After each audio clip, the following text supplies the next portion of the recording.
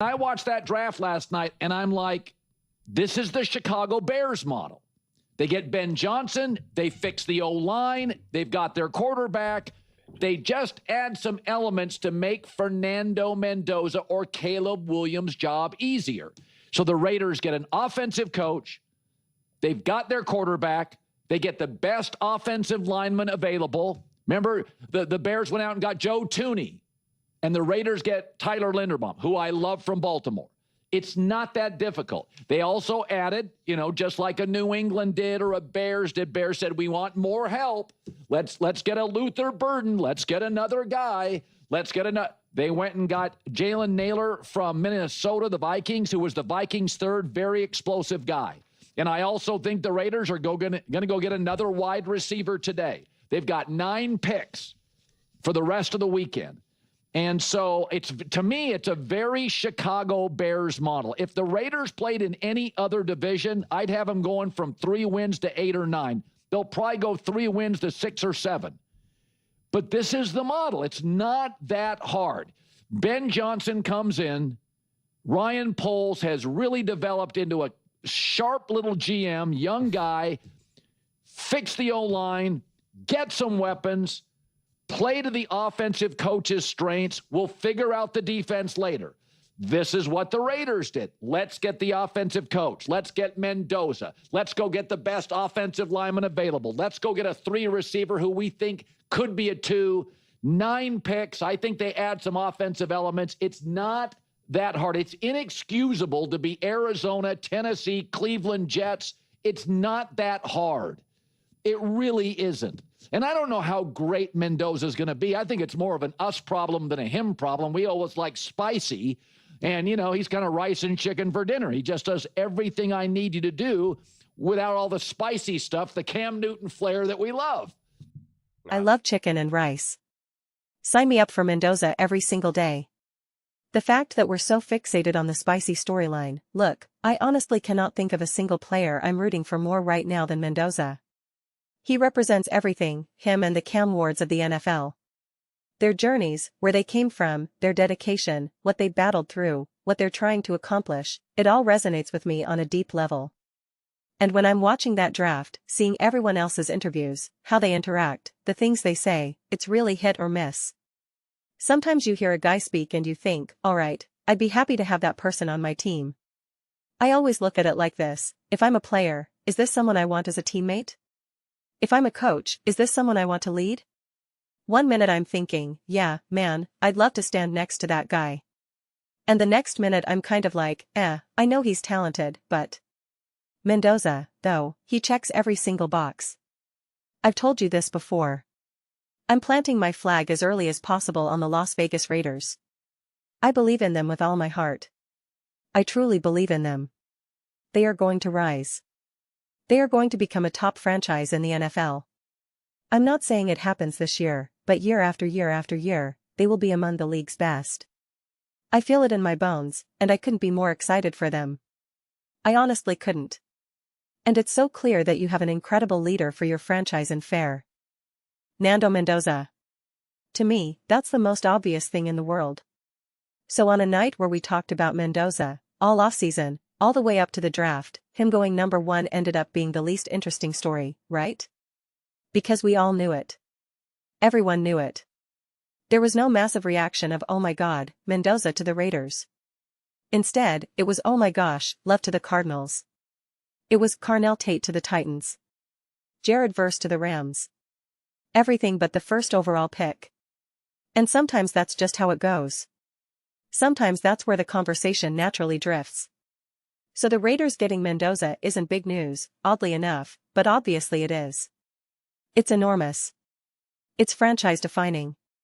Clint Kubiak and Mendoza, that's the future. And you still have Tom Brady in your back pocket, telling Mendoza, I'm doing this with you. I'm going all in on developing you. Are you kidding me? That's insane. That's absolutely insane. Let me tell you something, great players aren't always great coaches. They aren't always great GMs. They aren't always great analysts, etc. But at the very least, they tend to be great mentors. At a bare minimum, they tend to be great mentors. So you have that in your pocket. That's pretty good. That's a slight advantage. So I absolutely, positively love the Raiders. It would have been cool for them to have another first-rounder from that Max Crosby trade, but obviously that didn't unfold the way they wanted. But still, I love having Max Crosby here too. I just think the future is so bright for this team, and that's why I'm making it known as loud as I can. I believe in the Raiders. I believe in the Raiders. I believe in the Raiders. I am not backing down from that belief. I am planting my feet. I am planting the flag. They are on the rise. They are rising. They are rising. They are rising. Yeah, man. I think he is a franchise-altering quarterback. I think the Raiders have also changed their franchise. I don't want to say they weren't a well-run team. They just performed poorly because, like I've said before, I appreciate the swings the Raiders have taken in the past. They didn't all work. They obviously didn't work. But they were legitimate swings. They were real moves. They really were. They made concrete moves, and a lot of them should have worked out better. Whether it was Josh McDaniels, whether it was John Gruden, they went out and got Devontae Adams, with Derek Carr.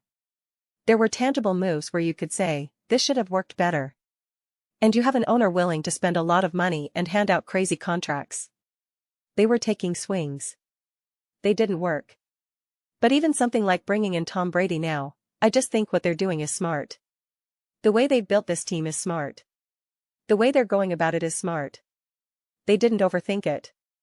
They didn't do anything crazy. Again, even trying to move on from Max Crosby was smart, right?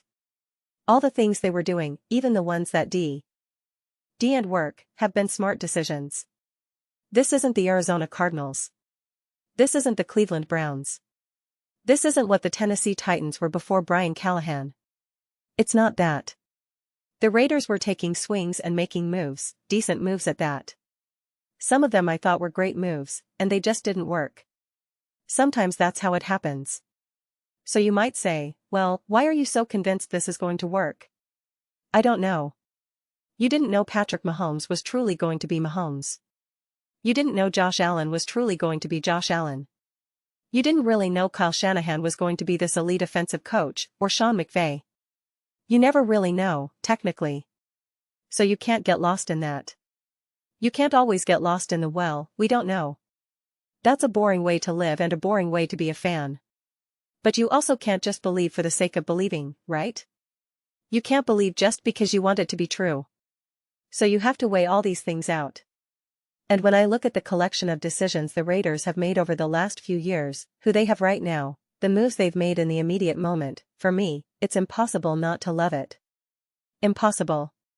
And yeah, I just think it's exciting when you see a team heading in the right direction. I've said this a million times. The NFL is better when we have great teams competing. When the league is stacked with talent, it's bad that the only reason you're watching a Raiders Chiefs game is because you're hoping the Raiders might spoil something for the Chiefs, rather than the Raiders actually winning because they're in position to take the division. It's way more exciting when that game happens in November and you think, oh man, if the Raiders win, they're only a game back for the division lead, or now they have a one-game advantage. That's great.